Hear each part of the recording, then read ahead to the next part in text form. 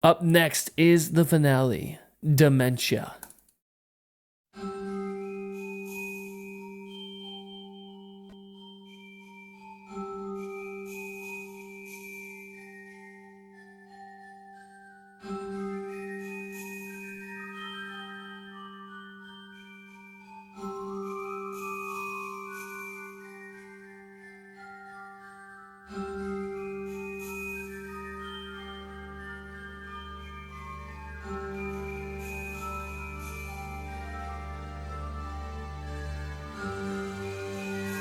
I'm excited for World of Glass.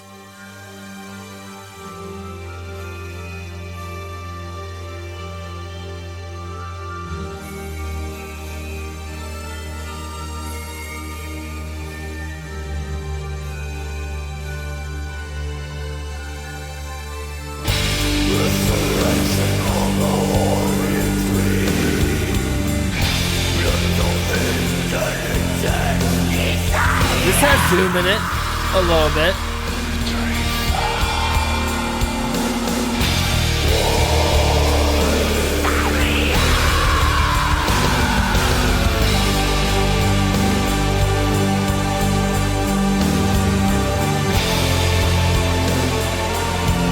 Okay.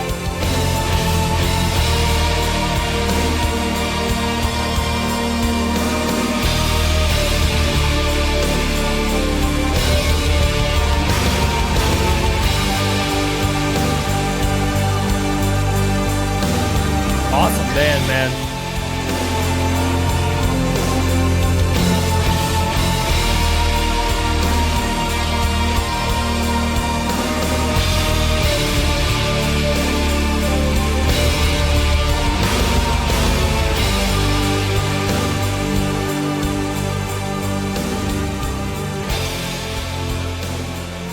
I mean, it's the end of the album. I can't really count this fade out. That's when you fade out. I don't know why they faded out on the first track. It's going to hurt this album, but not by too much. Very, very cool album, dude. Altogether, I am... The best thing that I could probably describe my experience with my first time listening to Tristania is surprised. I'm very surprised at what this album brought to the table. I didn't think I was going to like this. You know, just I'm not really a fan of the old music. So, but this album, there's just something about this album's production. Hearing it now in 2024 is like, wow. This was made in the 90s. Like, what? It's insane, dude. Let's get to this review. Alright, pause picks. My favorite track on the album, Opus. Opus Relinque. Awesome, awesome track, dude. The guitars in this reminded me of KFMDM. It is an industrial band. It had the same tone as them. And I was like, what the fuck? We're listening to a symphonic gothic metal band. And I was like, why do they have KFMDM vibes in this song? It's like, wow. Awesome. Awesome, awesome track. I think the reason I picked this track is because of the center and then the space out vocals. And just the screams in this track were just awesome. You know, just a fucking awesome track. Number 2, probably Lethean River. Or Lethean River, dude. This is the one that had the violin and the piano over the bass. That was really, really unique sounding. And just, it had the choirs, dude. The choirs in this track, which is really, really cool. I love this track. Definitely my second favorite. My third favorite. It's going to Angina. 100%. Angina is an amazing, amazing track, dude. Just the beginning of the industrial experience into just the whole song as a whole with the choirs and everything. Just freaking awesome. Awesome, awesome track. That's my third favorite. The album MVP. Well, I gotta go look at the bio real quick. Why is Ashes and Illumination not on fucking Spotify? That's stupid. Get it on Spotify. I think I'm gonna give this album MVP to the keyboardist, Einar Moen. phenomenal keyboardist, dude. I love the piano playing. I love the synths. I love it just how it just all melds together, dude. It's really, really awesome sound. It creates that dark atmosphere, that gothic atmosphere. I don't think you guys realize how much a keyboard can create a gothic atmosphere in a band. Like synths, you have to pick your synths carefully, and in the pianos, and just, yeah, dude.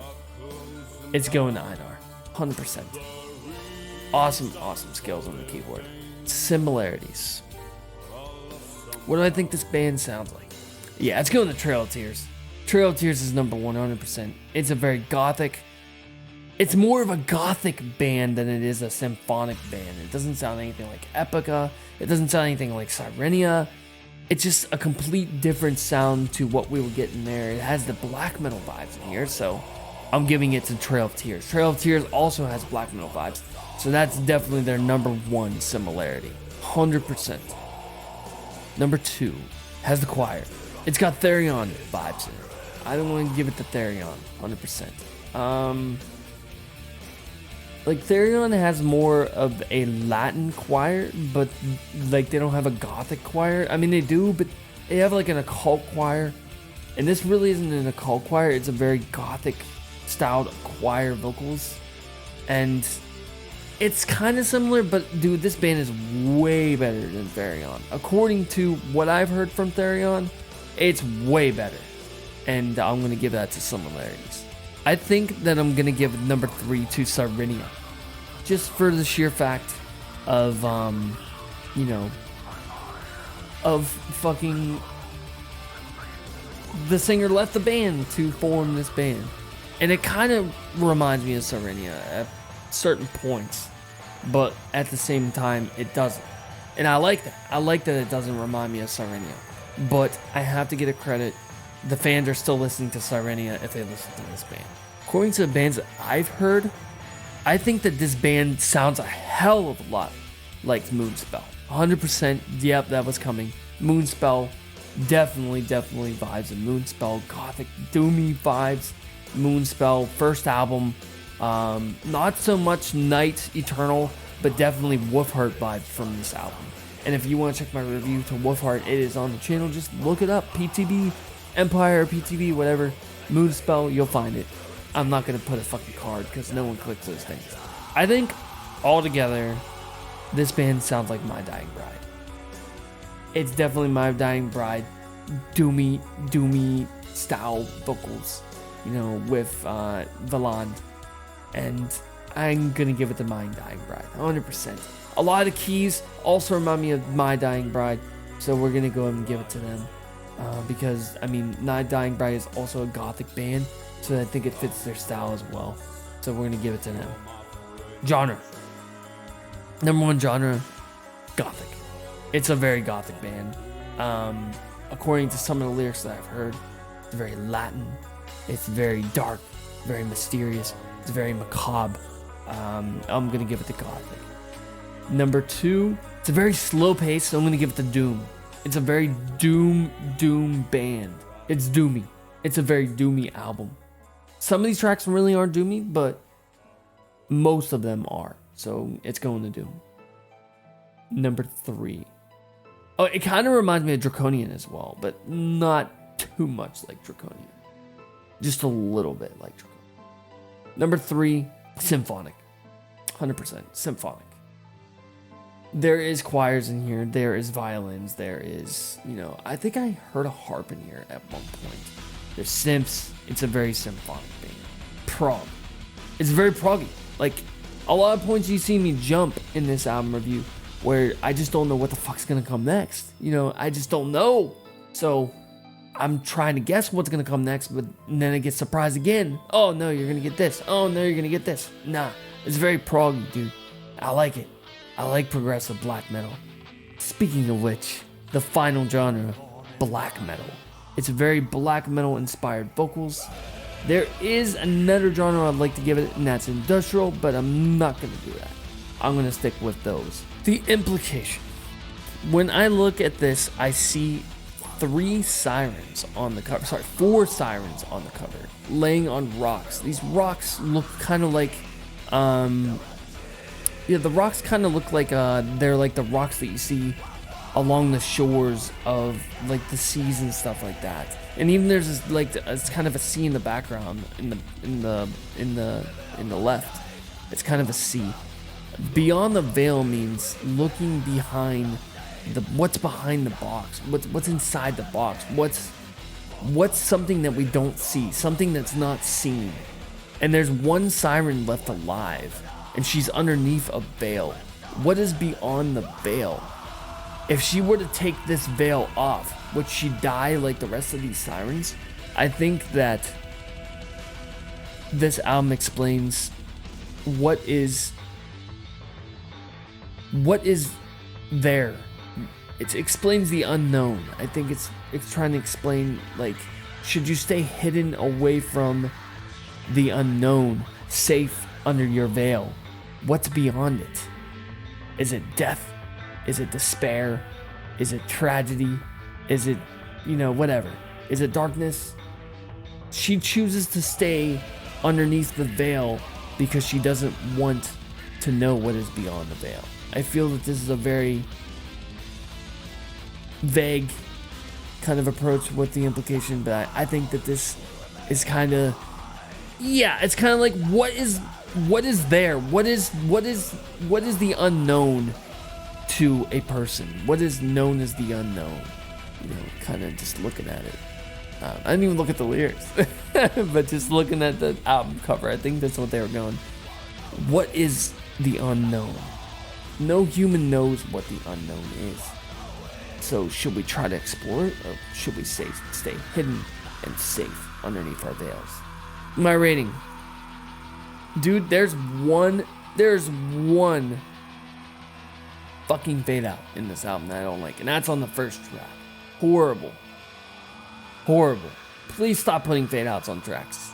I understand it's the 90s, but dude, I don't know. It's just so fucking cheesy. This was gonna get an over 9,000. It was, but I can't give it to it. I'm gonna give it a 9.9 out of 10. It's literally hurting. It's literally fucking hurting, dude. It's hurting it. 9.9 out of 10. Or 9.99 out of 10. As above, so below. 666-999. You get it? But 9.99 out of 10. We'll give it to that. 9.99 out of 10. Just because of that. Just because he said that. Do we want to look beyond the veil and reveal the 666? Nah. I'm good. I'll stay with the 999. Alright. Guys, the next album review is going to take place tomorrow night, and it's at 8 o'clock as well, after my son's birthday party. He's turning 2 tomorrow. Very, very happy for him. He's talking a lot. Been through a lot. We've been through a lot. He's in the hospital for 41 days.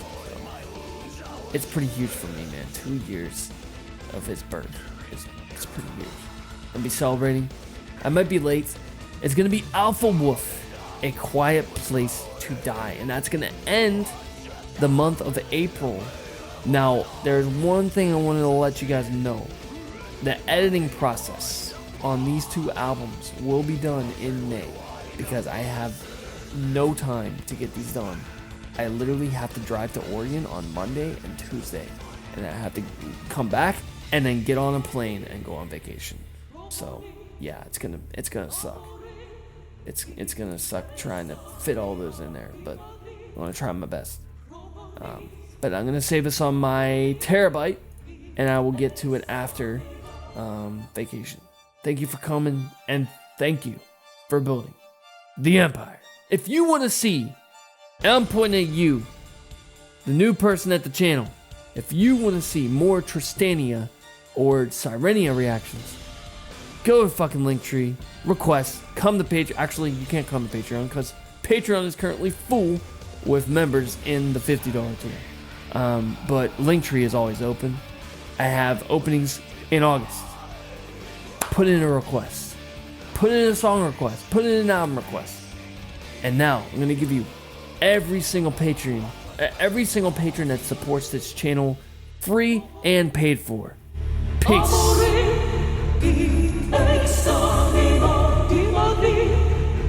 Promonis